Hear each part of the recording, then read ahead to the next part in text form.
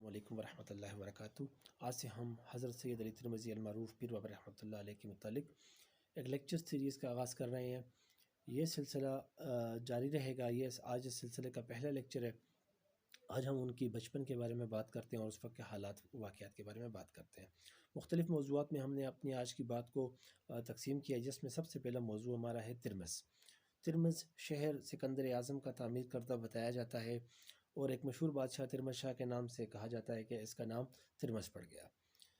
اور یہ شہر زمانہ قدیم میں اپنے صابن اور کشتی بنانے کی صنعت کی وجہ سے دنیا بھر میں مشہور چلاتا رہا ہے۔ جب مسلمانوں نے اس علاقے کو فتح کیا تو ترمذ میں مسلمان داخل ہوئے، تو بہت سی ہستیاں یہاں پر معرض وجود میں آئیں جنہوں نے عالم اسلام میں شہرت کمائی، جن میں دو شخصیات بہت مشہور ہوئیں، امام ترمذی اور حکیم ترمذی۔ بعد میں چنگیزی حملے میں یہ شہر ویران ہو چکا تھا اور اس کے باسی جو تھے وہ اس سے نکل چکے تھے اور بہت سے ہلاک ہو چکے تھے۔ موجودہ ترمذ جو ہے یہ ترمذ جدید ہے۔ ترمذ قدیم اسی کے پاس ہے جو کہ ویران ہے۔ چند عمارتیں البتہ آج بھی باقی ہیں۔ اس کے بعد ہم بات کرتے ہیں سادات ترمذی کی۔ جیسے ہی ترمذ مسلمانوں کے زیر تسلط آیا تو سادات کے گھرانے کا رخ بھی ترمذ کی طرف ہوا۔ سب سے پہلے جس گھرانے کا رخ ترمذ کی طرف بتایا جاتا ہے وہ گھرانہ ہے حسین الاصغر بن امام زین العابدین کا گھرانہ، اور اسی گھرانے سے جو بزرگ سب سے پہلے ترمذ میں وارد ہوئے انہوں نے سامانیوں کی سفارش کی عباسی خلیفہ سے کہ ان کو اس علاقے میں حکومت دی جائے، جسے عباسی خلیفہ نے جو ہے وہ قبول کیا، اور اس طرح ترمذ سادات کا جو ہے اس علاقے میں سیاسی قد و کاٹ میں بہت اضافہ ہو گیا۔ اس کے بعد جب خوازم شاہ کی حکومت آئی تو اس وقت خوازم شاہ نے ایک ترمذی سید علاء الدین کی خلافت کا اعلان کر دیا عباسی خلیفہ کے مقابلے میں۔ پھر بعد میں تیمور بھی جو تھا وہ سادات ترمذ کے ساتھ بہت زیادہ لگاؤ رکھتا تھا۔ اس سے قبل چنگیزی حملے میں بھی سادات ترمذ کو ترمذ چھوڑنا پڑا اور یہ ترمذ کے قریب صالح آباد نامی جگہ اور دیگر جگہوں میں منتقل ہو گئے، لیکن ان کا اثر و رسوخ باقی رہا۔ تیمور کے جو پیر ہے، تیمور کی طرف پھر آتے ہیں سید براکہ، وہ بھی ایک ترمذی سید تھے جس سے تیمور کو بہت لگاؤ تھا، اور اپنی کتاب ظفر نامہ میں وہ جا بجا ترمذی سادات کا ذکر کرتا ہے۔ اس کے بعد بابر کی بات کریں تو بابر کے دور میں بھی جو ہے بابر کے دور تک بھی اور بابر کے دور میں بھی سادات ترمذی بہت نامور گزرے ہیں، اور ان سلاطین کے ساتھ ان کی رشتہ داریاں رہی ہیں۔ معنوی لحاظ سے بھی یہ بہت اہم رہے ہیں۔ حضرت مولانا روم کے پیر جو تھے یہ بھی ترمذی سید تھے، تو معنوی لحاظ سے اور دنیاوی مقامات کے لحاظ سے بھی یہ بے مثل و بے مثال لوگ رہے ہیں۔ سیاسی حالات کی بات کرتے ہیں۔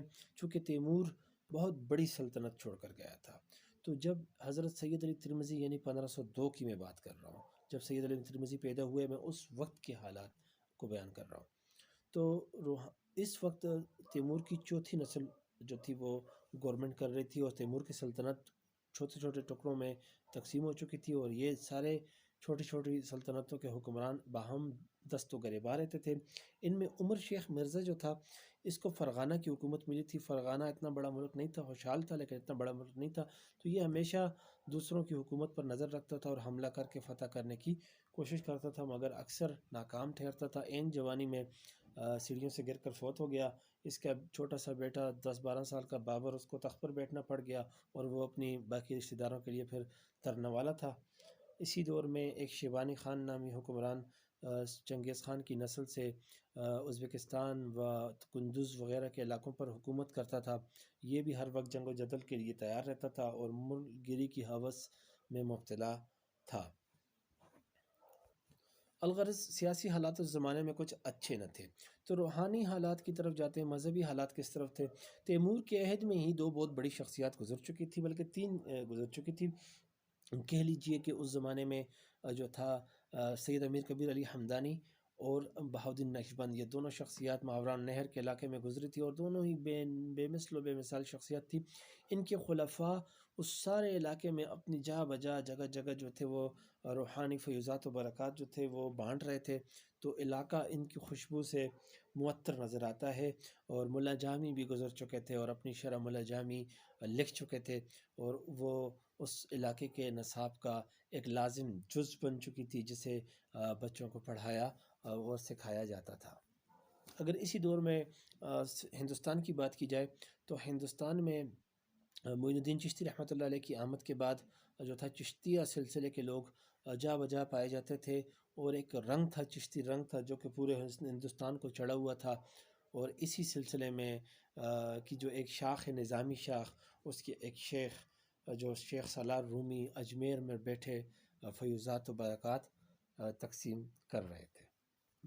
کچھ ان حالات میں کندوز کے اندر ایک ترمذی سید گھرانے کے اندر سید علی ترمذی نامی بچہ پیدا ہوتا ہے، جس کا نام جو ہے وہ اس کے دادا نے یا غالباً والد صاحب نے رکھا سید علی ترمذی۔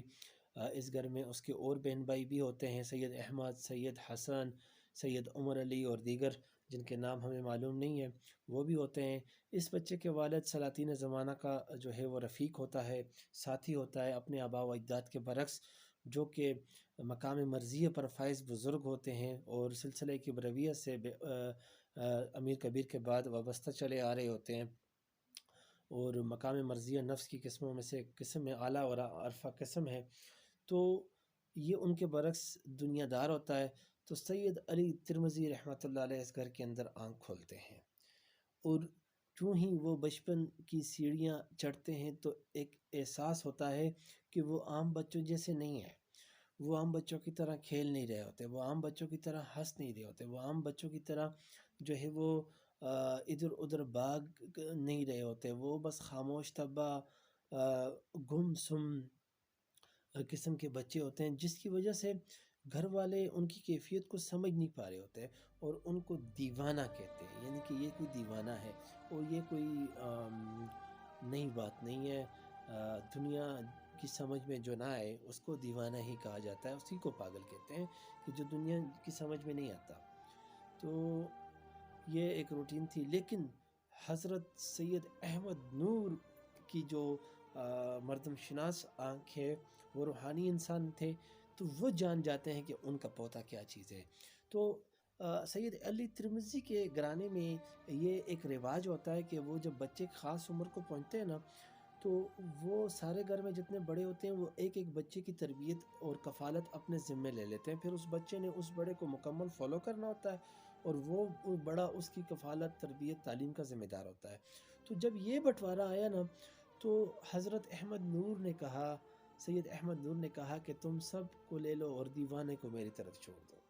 تو دیوانے کو جو ہے وہ دیوانہ ہے آ گیا احمد نور کے حصے میں، اور احمد نور بڑی ان کی ماں کے ساتھ بڑی شوق کے ساتھ ان کی تعلیم و تربیت کا بندوبست کرنے لگے، پھر وہ رحمۃ اللہ علیہ کو پڑھانے لگے، سید علی ترمذی کو پڑھانے لگے، حضرت دیوانہ کو پڑھانے لگے، اور حضرت سید علی ترمذی بھی بڑے شوق کے ساتھ پڑھنے لگے۔ اپنے دادا کے ساتھ ان کو بہت لگاؤ تھا، کیونکہ وہ ان کی کیفیت کو سمجھتے تھے، یہ ان کی کیفیت کو سمجھتے تھے، باہم محرم راز تھے۔ یوں تھوڑے ہی عرصے میں سید علی ترمذی نے شرح ملا جامی اپنے جو دادا ماجد ہیں سید احمد نور، ان سے اس کا درس مکمل کر لیا، مگر قدرت کو شاید کچھ اور ہی منظور تھا۔ سید علی ترمذی تو شاید یہ چاہتے ہوں گے کہ تمام عمر اپنے دادا سے تربیت حاصل کرتے رہیں، ان سے فیوزات و برکات سمیٹتے رہیں۔ تو اس سے آگے کا دور ہم اپنے اگلے لیکچر میں انشاءاللہ بیان کریں گے۔ والسلام ورحمۃ اللہ وبرکاتہ۔